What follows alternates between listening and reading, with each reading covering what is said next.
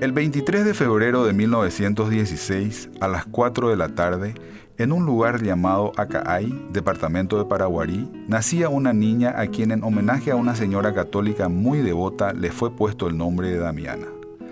Damiana fue la última hija del matrimonio conformado por Dominga de la Cruz León y Fermín Viera, y sus hermanos fueron Timoteo, fallecido, Del Rosario, nacida en 1901, Rafaela en 1903, Francisco en 1905, Felipe en 1908, Juan en 1912 y Luis en 1914. Dicen que al nacer su padre Fermín, como era costumbre de los jefes guerreros de África, la levantó en sus brazos y ofrendándola al cielo exclamó que por ser la última de sus hijas sería la reina de la familia y que por ello no tendría la necesidad de trabajar, sentenciando con una sonrisa que esa responsabilidad correría por cuenta de sus hermanos. Su madre Dominga, nacida en mayo de 1880, fue hija de residenta de la guerra de la Triple Alianza. Damiana tuvo como abuela materna a Ramona León y como abuela paterna a Natividad Viera. La muerte prematura de Timoteo a los 8 meses de edad, nacido presumiblemente entre 1898 y 1900, dejó a Del Rosario, nacida en 1901, como la hija mayor de la familia, originándose así una diferencia de 15 años de edad entre ella y Damiana. En noviembre de 1917 fallece su padre, dejando una viuda de 37 años y 7 hijos.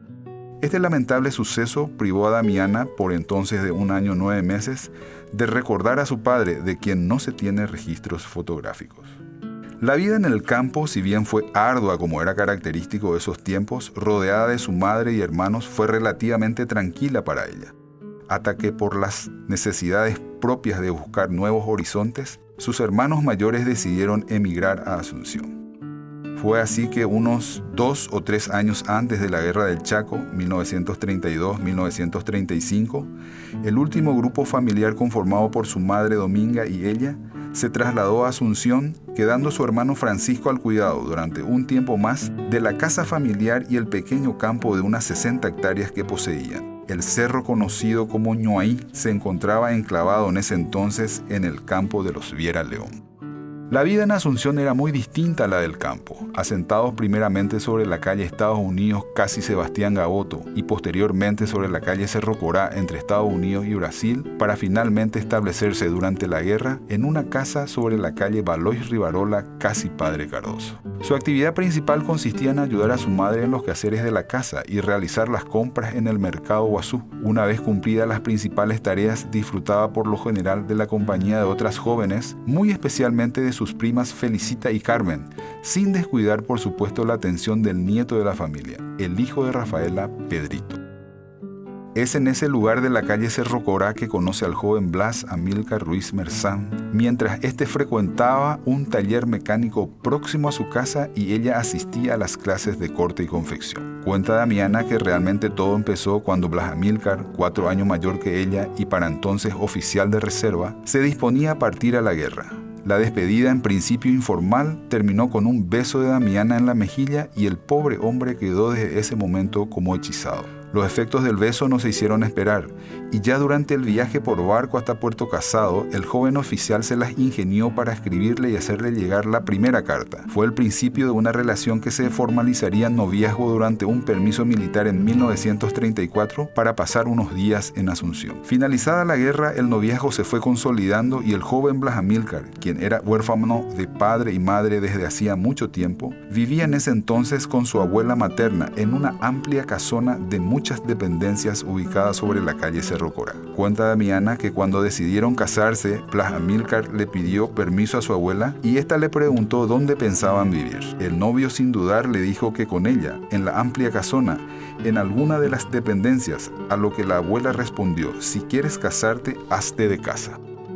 Así en 1939, luego del sencillo pero solemne acto de cambio de anillos, empezó la construcción de la que es hasta hoy la casa familiar de los Ruiz Viera, ubicada sobre la calle San Antonio 396, esquina 14 de julio, conocida en otros tiempos como Teniente Balinotti o Ayala Velázquez. El inmueble fue comprado por Blas Amílcar de don Fidel Ferreira, ex ayudante militar del que fuera en los primeros años de 1900 famoso revolucionario y posterior presidente del Paraguay, Albino Jara.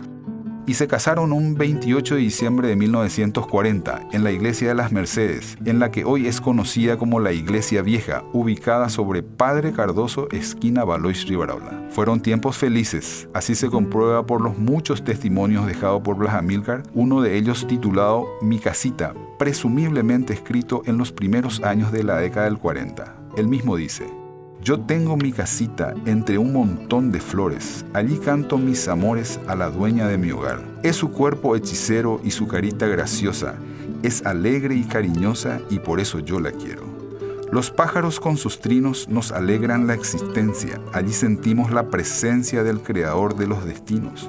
Soy feliz en ese hogar con mi dulce compañera, que me brinda toda entera las delicias del amor.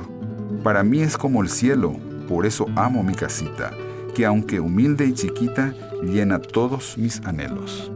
El 9 de febrero de 1942 nace en la casa la primera de sus hijas, María Constancia, Gilla, a la que le siguieron el 1 de abril de 1944 las mellizas Estela Maris Venancia, Pocha, a las 17:10 y María Elba Venancia Chiquí a las 17:20. Eran tiempos difíciles. El Paraguay también se resentía por los efectos de la Segunda Guerra Mundial y en forma más directa por la política impuesta por el gobierno militar de Higinio Morínigo. Si bien a Blas Amílcar le unía un vínculo de parentesco con la esposa del entonces presidente de la República, esto no constituía ninguna garantía y mucho menos representaba un bienestar para la familia.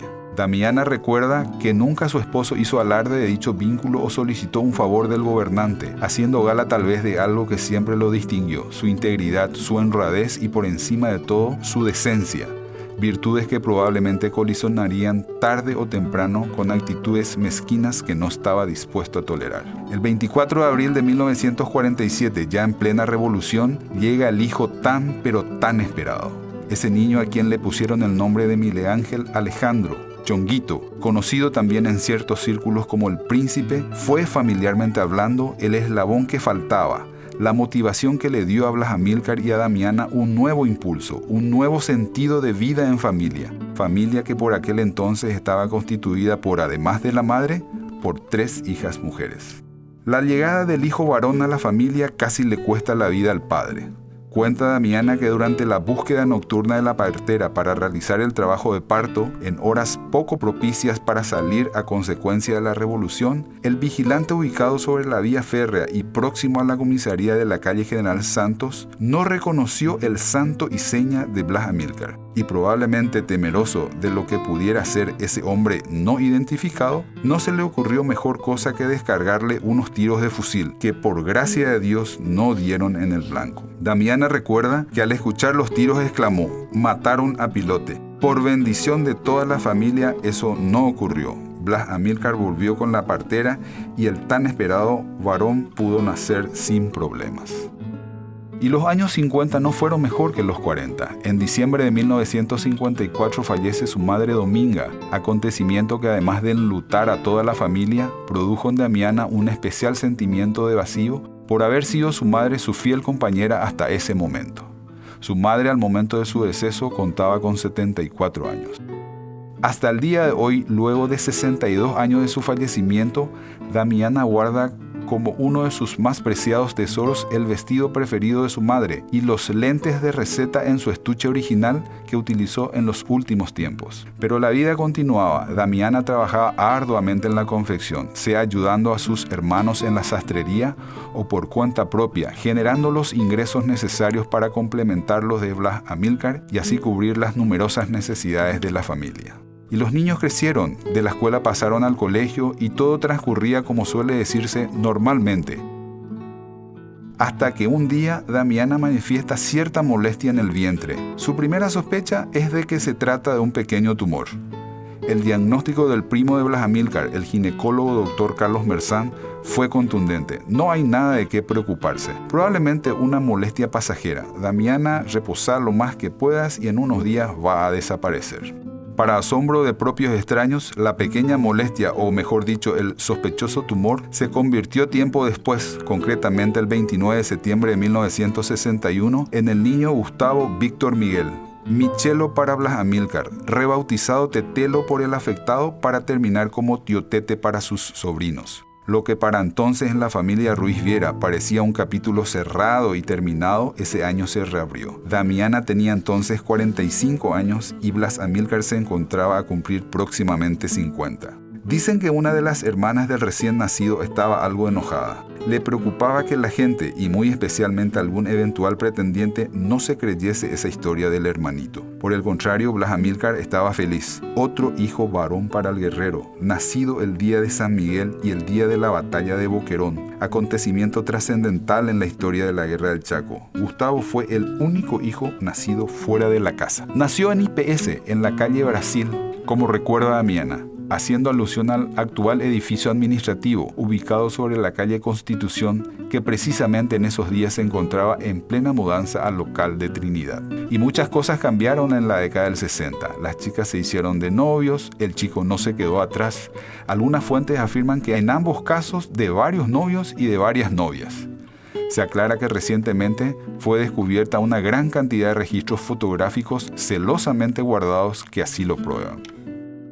Fuentes confiables sostienen que los novios se querían casar, y se vinieron los casamientos, vino la nietada y la familia crecía, tiempos hermosos para la familia, que solo se vive y se disfruta una vez, en cada momento. Los sucesivos casamientos iniciados a finales de los años 60 hizo que la familia se convirtiera nuevamente en los primeros años de la década del 70 en una familia de un solo hijo, prácticamente de hijo único, ya que Gustavo, por entonces con solo 9 años, quedó solo con su padre y su madre.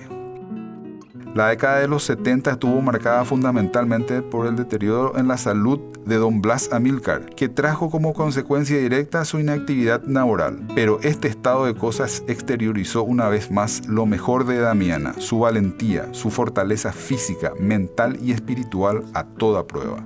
Mientras los nietos crecían y la familia se agrandaba, la década del 80 trajo el primer golpe al núcleo familiar. En junio de 1987, don Blas Amílcar, de 75 años, con una salud muy afectada en los últimos tiempos, dejó viuda a Damiana luego de 47 años de matrimonio. A partir de ahí, las cosas ya no serían igual. Damiana replanteó su vida sin su querido pilote. Existía algo a su favor que podía sostenerla y evitar que sucumbiera ante tan difícil momento. Su férrea voluntad de superar los obstáculos, de sobreponerse a la adversidad, de saber que la vida continúa y que mañana será un nuevo día y le dará nuevas fuerzas. Dicen que fue por esos tiempos cuando se convirtió en la reina madre, el amparo y reparo de muchos, de aquellos que verdaderamente la conocen, que saben de sus virtudes, de su fortaleza y por sobre todo de aquellos que se sienten enriquecidos con su compañía y sus palabras. El fallecimiento de cada uno de sus hermanos y hermanas, así como el de su bisnieto Andy de tan solo 10 meses en el año 1996, la de su hija Pocha en 1998 y recientemente en el 2013, la de su nieto Gustavo, hijo de Chongo, le han provocado terribles sufrimientos que aún perduran, que solo han sido posible enfrentarlos, soportarlos y sobrellevarlos gracias a su gran valentía y fundamentalmente gracias a su enorme fortaleza espiritual. Damiana se ha constituido con el paso de los años en más que una madre, una abuela o una tía. Su sabiduría, su sentido común y su lucidez aún hoy a los 100 años resulta sorprendente para muchos. Es una persona que en cada momento te regala una lección de vida, incluso para aquellos que creen haberlo visto todo, saberlo todo y parecen no necesitar de nadie. El 24 de julio de 2012 nació el último de sus hijos, Benjamín, hijo de Tetelo, y el 20 de febrero del 2015 nació Maximiliano, su primer tataranieto, bisnieto de Gilla. Hace unos años, durante uno de los viajes a Areguá, sugirió a un hombre soltero y sin hijos que, dado su avanzada edad, tenía por entonces unos 50 años, que debía de tener por lo menos un hijo para que éste lo cuidase en los años por venir. El hombre no quedó tan convencido en ese momento de la sugerencia realizada por Damiana.